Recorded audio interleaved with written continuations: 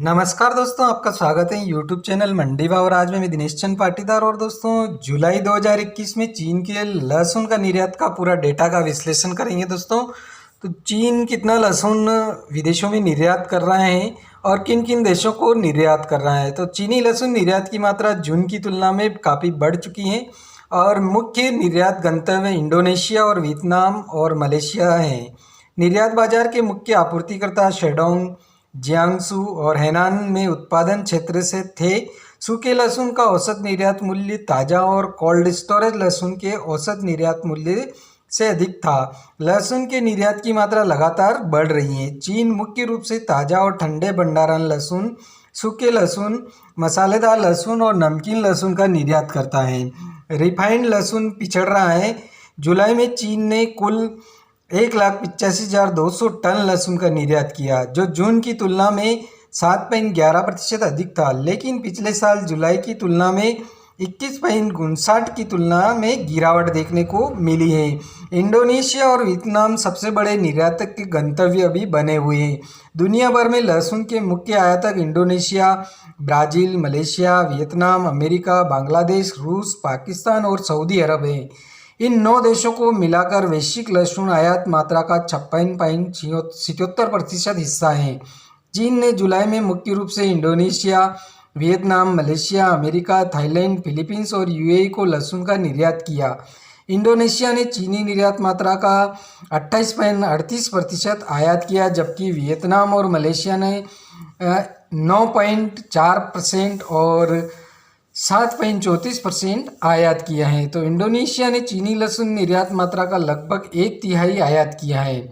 इंडोनेशियाई घरों और प्रसंस्करण कारखानों ने लगभग 5 लाख टन लहसुन की खपत की है। उनकी घरेलू उत्पादन मात्रा लगभग 20,000 टन थी और शेष 4,80,000 टन चीन से आयात किया गया था।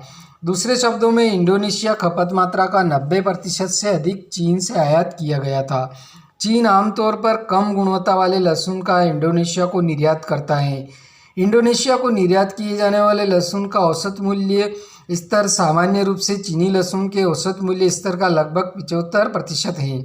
दक्षिण पूर्व एशियाई देशों ने पिछले कुछ वर्षों में लहसुन के रोपण के लिए समर्पित समग्र सतह क्षेत्र का विस्तार किया, लेकिन मौसम की स्थिति और लहसुन के अंकुर की किस्मों के कारण समग्र गुणवत्ता चीनी लहसुन की तुलना में नहीं है और उपस्थिति भी उतनी महज नहीं है। यही कारण है कि चीनी लहसुन दुनिया भर में खरीदारों के बीच लोकप्रिय है। शेडोंग निर्यात बाजार का सबसे बड़ा आपूर्तिकर्ता है। चीनी निर्यात लहसुन के मुख्य उत्पादन क्षेत्र शेडोंग, हेनान और जियांगसू में है। हेनान में लहसुन का उत्पादन कोविड-19 के प्रकोप और भारी वर्षा से हुआ, इसलिए निर्यात मात्रा में उनके हिस्से में गिरावट आई। शेडोंग जुलाई में निर्यात मात्रा का जो 67.17% और जियांगसू 12.36% के लिए जिम्मेदार था, लेकिन हेनॉन केवल 6.62% के लिए। ताज़ा और ठंडे भंडारण लहसुन के आंकड़ों को तोड़कर शेडोंग ने 67.15, जियांगसू 13.61 और हेनान ने 6.59% के लिए निर्यात किया है। और सूखे लहसुन के लिए ये आंकड़े शेडोंग के लिए 76.76, हेनान के लिए 6.12 और हेबे के लिए 6.71 थे। जियांगसू मुख्य रूप से अपने सूखे लहसुन की आपूर्ति घरेलू थोक बाजारों में करता है और जुलाई में सूखे लहसुन की चीनी निर्यात मात्रा का केवल 1.89% हिस्सा था। सूखे लहसुन की औसत कीमत ताज़ा या कोल्ड स्टोरेज लहसुन की तुलना में अधिक होती है। ताज़ा और कोल्ड स्टोरेज लहसुन का औसत निर्यात मूल्य जुलाई में 1022.19 अमेरिकी डॉलर प्रति टन था, जो जून की तुलना में 0.71% कम था, लेकिन पिछले साल जुलाई की तुलना में 54.05% अधिक था। जुलाई में निर्यात की मात्रा में थोड़ी गिरावट आई और कीमत में थोड़ी गिरावट देखने को मिली है। तो दोस्तों, चीन के जो लहसुन है उसमें भी गिरावट देखने को मिली है, लेकिन चीन जो है बराबर विदेशों को काफ़ी भारी मात्रा में लहसुन निर्यात लगातार चीन का लहसुन जारी है। कोविड-19 का प्रकोप होते हुए भी और इतनी भारी बरसात हुई थी हेनांग में, फिर भी उसके बाद भी चीन ने अच्छी खासी पकड़ कर रखी है विदेशों में निर्यात के लिए। तो दोस्तों इंडिया का जो लहसुन है वो बहुत ही कम निर्यात हो रहा है, एक्सपोर्ट में इतना नहीं जा रहा है, लेकिन जो एक्सपोर्ट की कमी के कारण जो किसानों को नुकसान हो रहा है और किसानों का माल मंडी में काफ़ी कम भाव पर विक्रय हो रहा है, जिसके लिए अधिकतर सरकार को प्रयास करने चाहिए ज़्यादा से ज़्यादा कि भारतीय लहसुन को भी जिस प्रकार से चीन देश इन देशों में अधिकतम लहसुन निर्यात करता है, तो इसी प्रकार से भारत भी विश्व का दूसरे नंबर का लहसुन उत्पादक देश है। तो हर प्रकार से गवर्नमेंट को सपोर्ट करना चाहिए और किसानों के साथ सहयोग भी करना चाहिए, जिससे कि किसानों को लहसुन का उपज का भाव उचित मिल सके। अभी वर्तमान समय में लहसुन के भाव में धीरे धीरे करके काफ़ी गिरावट आ चुकी है। मीडियम रेंज का लहसुन और सुपर क्वालिटी का लहसुन भी बहुत ही कम आ रहा है मार्केट में, लेकिन जो मंडियों में लहसुन आ रहा है वो लगभग थोड़ा हल्की क्वालिटी का आ रहा है।